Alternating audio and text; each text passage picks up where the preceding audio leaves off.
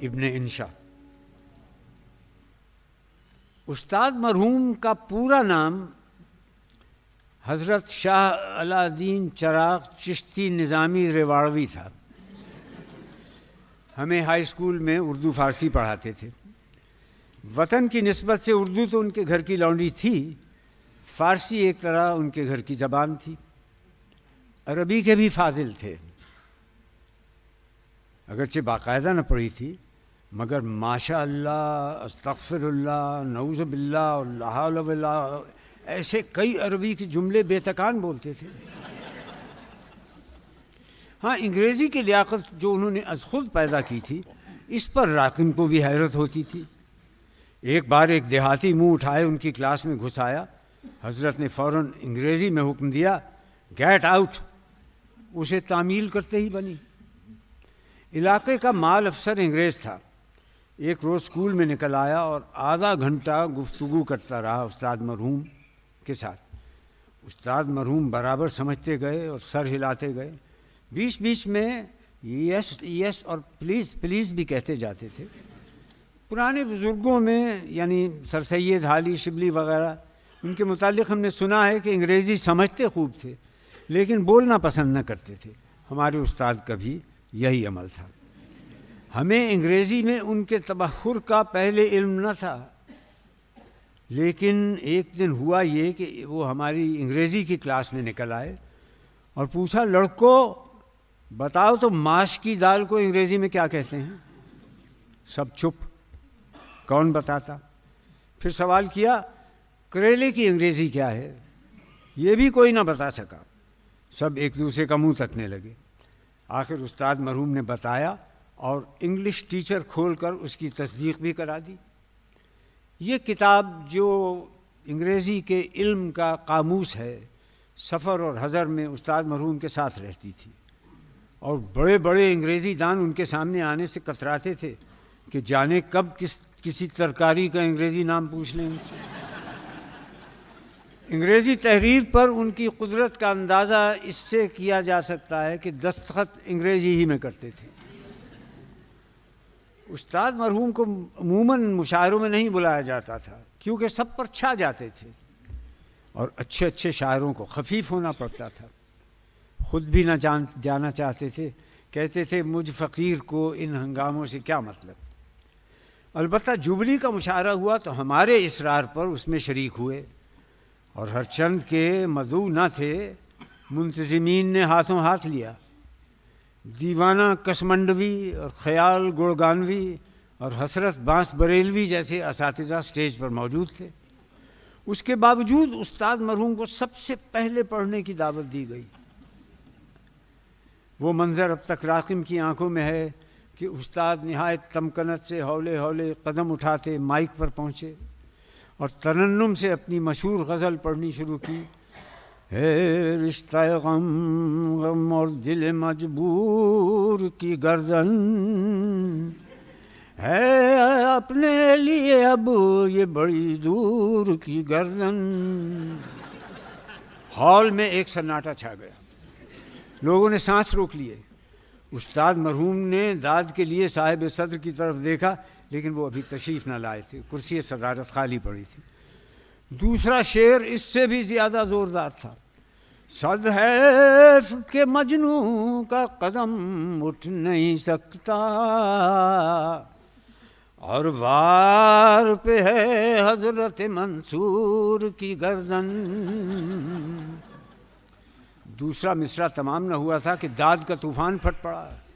مشاعرے کی چھت اڑنا سن چکے ہیں، دیکھنے کا اتفاق آج ہوا.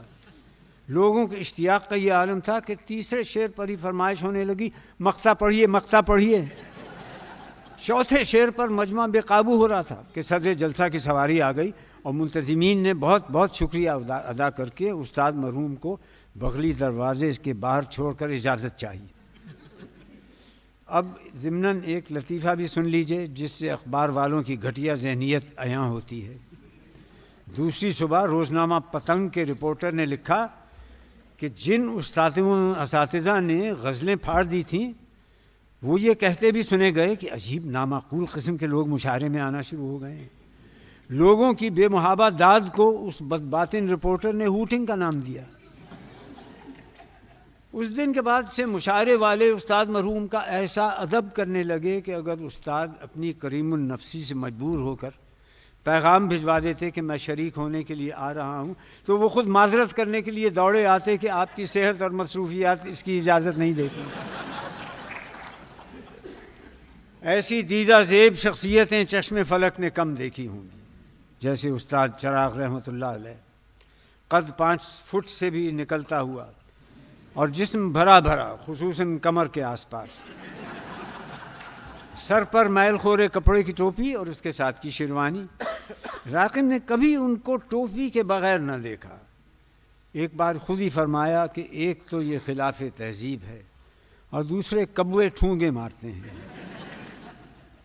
ایک ہاتھ میں 6 انگلیاں تھیں، لہٰذا 11 تک بآسانی گن سکتے تھے۔ حواس پر ایسا قابو تھا کہ جس محفل میں چاہتے بیٹھے بیٹھے سو جاتے اور خراٹے لینے لگتے، پھر آپ ہی آپ اٹھ بھی بیٹھتے۔ کھانے کا شوق ہمیشہ سے تھا، خصوصاً دعوتوں میں۔ فرماتے کھانے میں 2 خوبیاں ہونی چاہیے، اچھا ہو اور بہت ہو۔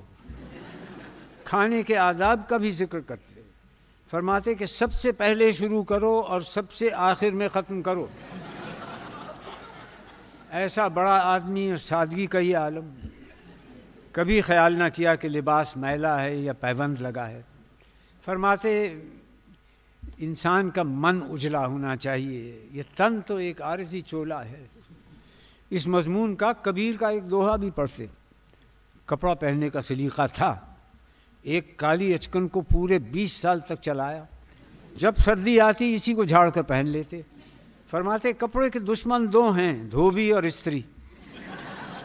واقعی سچ ہے، یہ اچکن جو آخر میں ملگجے رنگ کی ہو گئی تھی اور دور سے چرمی نظر آتی تھی، دھوبی اور استری کے ہتھے چڑھ جاتی تو کبھی کی غارت ہو گئی ہوتی۔ ایک روز اسے پہنے راقم کے ہمراہ کسی قوالی میں جا رہے تھے، قوالی کرنے نہیں سننے، کہ چوراہے پر رکنا پڑا۔ ایک مرد شریف نے نہ جانے کیا خیال کر کے ان کے ہاتھ پر ٹکا رکھ دیا تھا۔ راقم کچھ کہنے کو تھا کہ استاد مرحوم نے اشارے سے منع کر دیا اور ٹکا جیب میں ڈال لیا۔ یہی حال جوتے کا تھا۔ فرماتے جوتا ایسی چیز ہے جو کبھی ناکارہ ہو ہی نہیں سکتا، تلا پھٹ جاتا تو نیا لگوا لیتے۔ بعض لوگوں کو گمان تھا کہ پیسہ بچانے کے لیے ایسا کرتے ہیں، لیکن یہ غلط ہے۔ ان کے پاس پیسے بہت تھے اور جمع کرنے کا شوق بھی تھا، لیکن پیسے کی طمع ان میں نہ تھی۔ استاد کے خاندان کی کیفیت بھی مختصر الفاظ میں عرض کر دوں۔ 4 شادیاں تھیں، 5ویں عمر بھر نہ کی، کیونکہ شرع سے انحراف منظور نہ تھا۔ بھر کر فرماتے جب تک چاروں زندہ ہیں ایک اور کیسے کر لوں۔ شروع میں 4 کی اجازت بھی اس شرط کے ساتھ ہے کہ سلوک یکساں ہو، تو الحمدللہ ان 4 بیویوں کا سلوک ان سے یکساں تھا۔ لیکن استاد بھی ایسے صابر تھے کہ کبھی حرف شکایت زبان پر نہ لاتے۔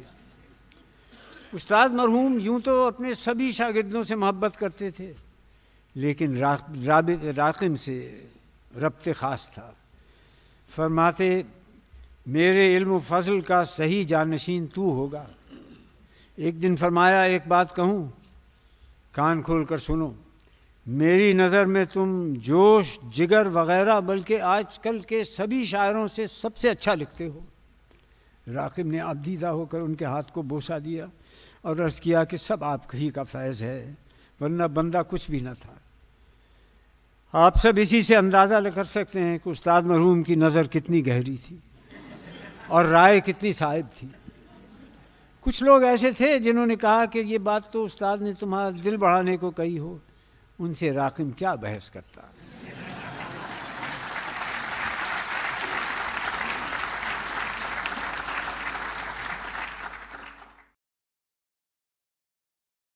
ابن انشا۔ استاد مرحوم کا پورا نام حضرت شاہ علاء الدین چراغ چشتی نظامی ریواڑوی تھا۔